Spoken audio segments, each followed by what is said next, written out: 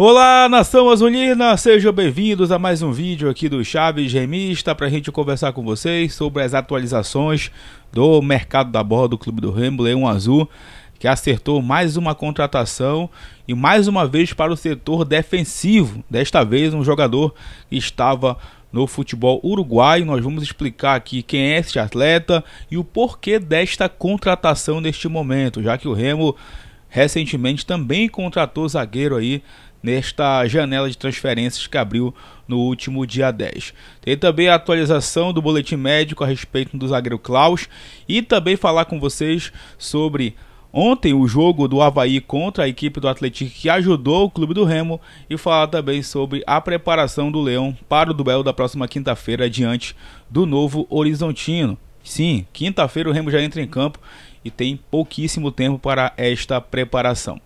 Antes eu peço muito que vocês deixem o like aqui no vídeo, é muito importante para que ele chegue no máximo de remistas espalhados por este mundão afora.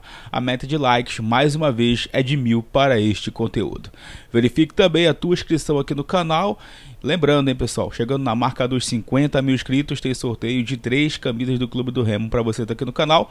E não esquece também de hypar o conteúdo para que a pontuação do vídeo vá lá para o topo da plataforma. Vem com a gente!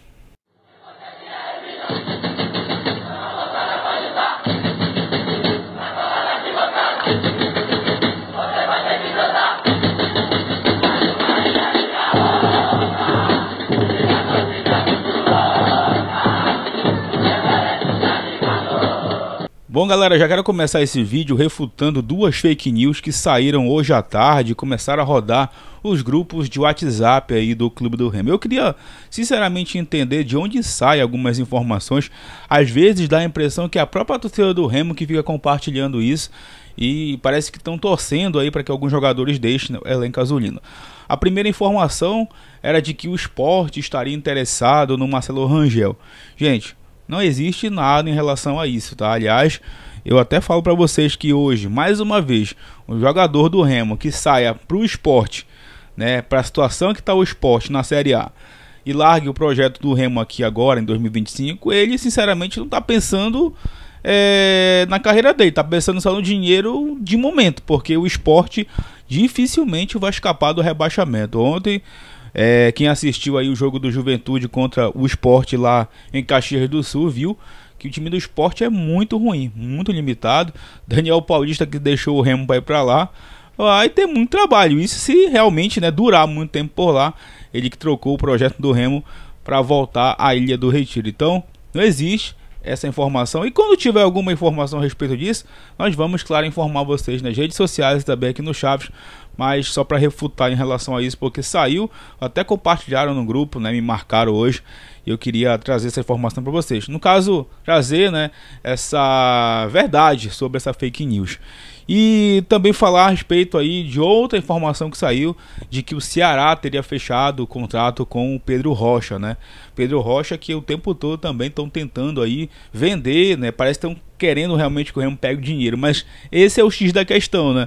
Para tirar o Pedro Rocha do Remo tem que pagar a multa rescisória, que daria em torno de 30 milhões de reais, né? Se não me engano é 5 milhões de euros a rescisão contratual do Pedro Rocha. Não tem nada, tá, em relação ao Ceará negociando aí com o Clube do Remo uma possível negociação, uma possível contratação do Pedro Rocha, tá? Não procede também em relação ao Pedro Rocha, outra informação que circulou agora há pouco aí nas redes sociais. Galera, o lateral direito Cadu assinou o contrato de empréstimo hoje com o Botafogo lá do Rio de Janeiro. Já vai iniciar o período lá, né, de testes, tanto no Sub-20 como também sendo relacionado para treinamentos na equipe principal. E se o Cadu, né, se desenvolver bem por lá, se ele conseguir mostrar o seu futebol, o Botafogo depois tem a opção de compra. Ele vai por um período de empréstimo e a multa rescisória, né, do Cadu com o Leão Azul é de 950 mil dólares. Então é um dinheiro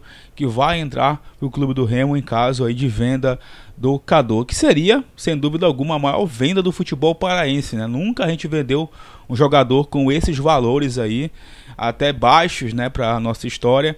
E o que a gente pode um dia, né, vender atletas, desenvolver jogadores na base. Então o Cadu aí hoje assinou esse contrato de empréstimo e a gente deseja toda a sorte do mundo pro lateral direito do Clube do Remo, que surgiu no time profissional do ano passado, acabou se machucando, não tendo tantas oportunidades assim. Esse ano começou como titular, se destacando no Parazão, depois perdeu um pouco de espaço, jogou em algumas partidas da Série B. Botafogo viu, acreditou no potencial dele, fez lá o contrato de empréstimo com essa opção de compra e a gente deseja boa sorte aí pro Cadu na sua carreira. Bom, galera, eu queria conversar agora com vocês sobre a situação do zagueiro William Klaus, tá? Que saiu machucado no jogo contra a Chapecoense, com aquele protocolo de concussão que depois liberou uma alteração a mais tanto para o Clube do Remo como também para a Chapecoense.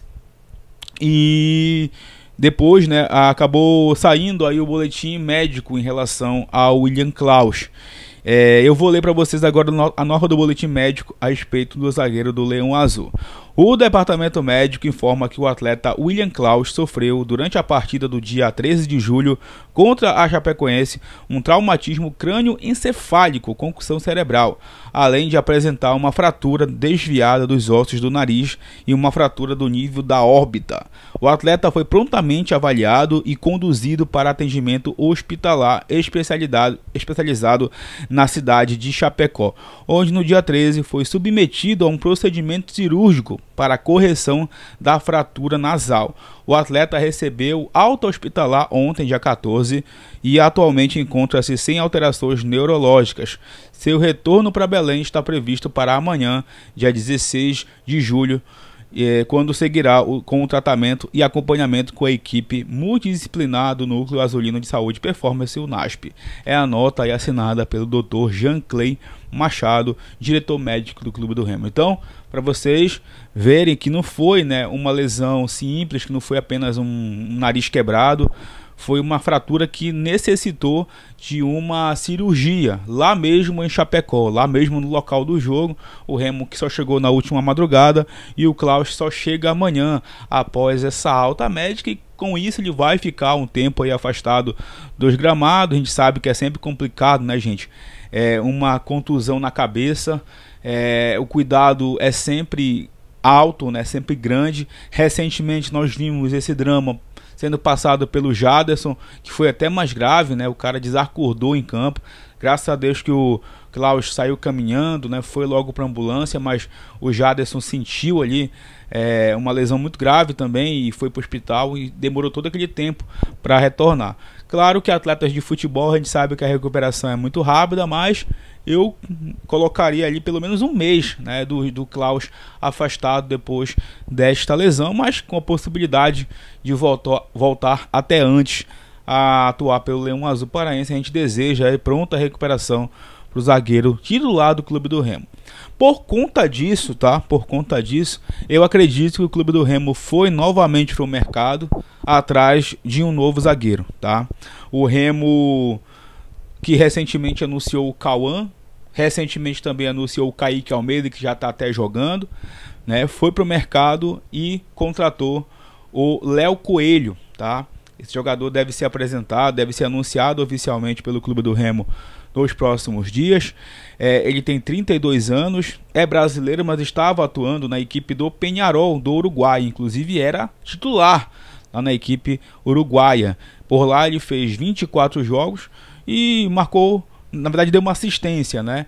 Ele que está lá no futebol uruguaio desde 2022, jogou no Nacional em 2022, fez 42 partidas e nos últimos 3 anos esteve na equipe do Peñarol. Aqui no Brasil, o time mais conhecido que ele atuou foi no Santos, mas na equipe sub-23, né? Ele nunca atuou ali em equipes de primeira divisão, em times profissionais. Depois ele teve uma passagem também pela Portuguesa de Desportos, também pelo Comercial, também lá do interior de São Paulo. Depois foi lá para o futebol uruguaio, tem uma passagem também pelo futebol mexicano. Eu sinceramente não acompanho o futebol uruguaio. Eu sei que o Peñarol está na Libertadores da América, né? Mas eu não acompanho os jogos do Peñarol, então eu preciso ainda pesquisar um pouco mais sobre esse jogador. Mas segundo as informações que chegaram pra gente aí, né, e alguns comentários da galera que acompanha, ele é uma espécie de xerife lá do time do Peñarol, um jogador ali com característica, né, de ser capitão, de liderança realmente, e chega, como eu disse, para ocupar essa lacuna já que o Klaus deixa com essa lesão. Então é um jogador que chega até para ser titular do Clube do Remo de imediato, tá, pessoal, nessa Série B do Campeonato Brasileiro, tá? Ele que é destro, tá? Ele joga pelo lado direito do campo. A gente tem hoje destros no elenco, na zaga, o Camutanga, o Klaus que está machucado, o Rafael Castro e o Ivan Alvarinho. Esses dois últimos, tanto o Ivan Alvarinho como também o Rafael Castro, esses jogadores devem realmente estar de saída do time do Clube do Remo. O Alvarinho deve ser emprestado, ele que tem contrato com o Remo, se eu não me engano, até o ano que vem, tá? Deve ser emprestado. E o Rafael Castro, algumas informações que estão circulando é de que ele vai lá para o ABC jogar no time hoje comandado pelo Rodrigo Santana, tá? Então são dois jogadores que não estão sendo aproveitados, vocês estão observando isso, né?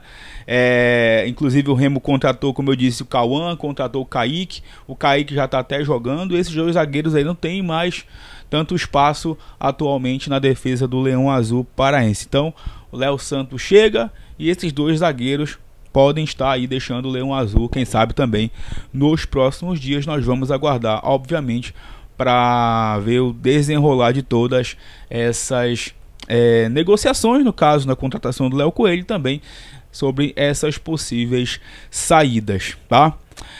Muita gente está perguntando, e o meia e o centroavante? Por que o Remo anunciou mais um zagueiro e nada do centroavante e do meia? Gente, eu também sigo assim na mesma expectativa de vocês, tá?